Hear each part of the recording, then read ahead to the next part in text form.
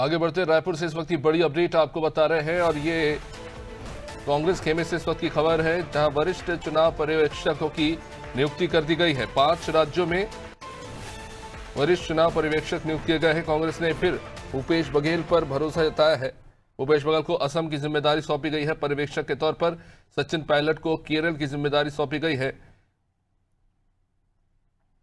जो कांग्रेस को केरल और असम में सत्ता वापसी की उम्मीद है, तो जाहिर तौर पर एआईसीसी ने डीके शिव कुमार और बंधु तिर्की को भी जिम्मेदारी दी है। कुलभूषण हमारे साथ। कुलभूषण, एक बार फिर से चुनाव से पहले बड़ी जिम्मेदारी सौंपी गई है पार्टी के दिग्गज नेताओं को। बिल्कुल, जिस तरह से चुनाव में नई जिम्मेदारी जो है अखिल भारतीय कांग्रेस कमेटी की ओर से 4 बड़े राज्यों में यहाँ पर विधानसभा क्षेत्र की जो है उनको पर्यवेक्षक के रूप में यहाँ पर बनाया गया है। और इस बार फिर से पार्टी ने जो है वो भूपेश बघेल पर जब एक जिम्मेदारी सौंपी है, भूपेश बघेल पर भरोसा जताया है और उनको इस बार असम की जिम्मेदारी जो है वो यहाँ पर सौंपी जा रही है। असम क्षेत्र में असम विधानसभा वो वहाँ पर होंगे और वहाँ पर वो पर्यवेक्षक के रूप में वहाँ पर मौजूद होंगे, लोगों से संवाद करेंगे। कई रैलियां जो है उनके माध्यम से हमको वहां पर देखने को मिलेगी। दूसरी तरह से कई विभिन्न कार्यक्रमों में भी वहां पर शामिल होंगे।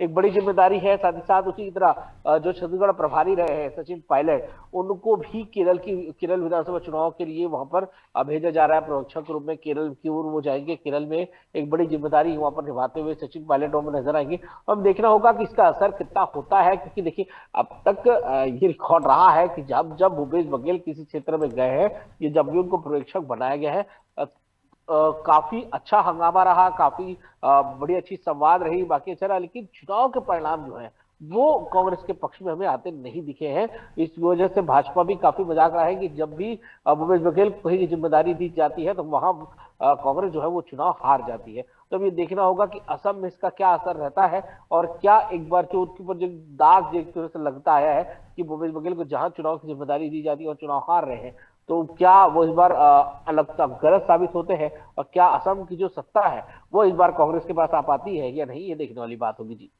निश्चित रूप से बने रही कुलभूषण हमारे साथ। तो पर्यवेक्षकों को तमाम राज्यों की जिम्मेदारी सौंपी गई है और चुनाव से पहले जाहिर तौर पर रणनीति बनाई जाएगी, जिसको लेकर पार्टी के सीनियर नेताओं को जिम्मेदारी सौंपी गई है।